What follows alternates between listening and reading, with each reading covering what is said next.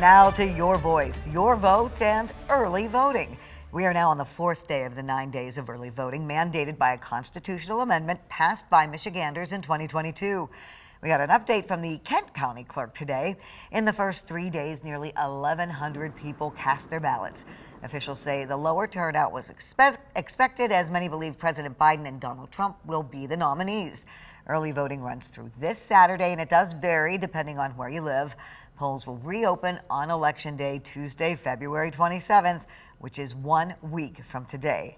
And with just 1 week until Michigan's presidential primary, a push to convince voters to choose one option on the Democratic ballot is raising questions on what that option means. 13 on your side political reporter Josh Alburtus breaks down what a vote for uncommitted means on the ballot and why some are choosing it.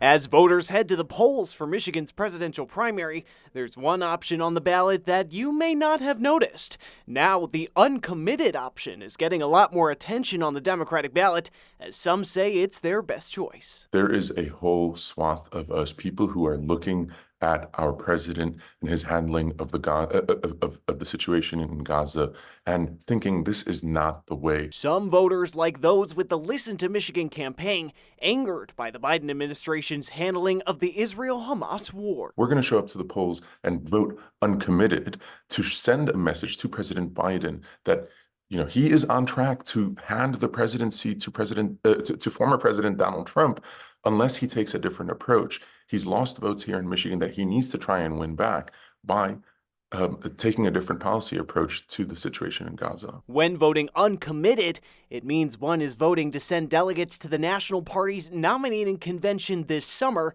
that are able to nominate freely and are not bound to any certain candidate. Really, realistically, we're talking under a dozen people at the outside. The greatest expectation, there would be, 10 or 12 more people uncommitted at the national convention. Biden's team met with local officials in Dearborn earlier this month.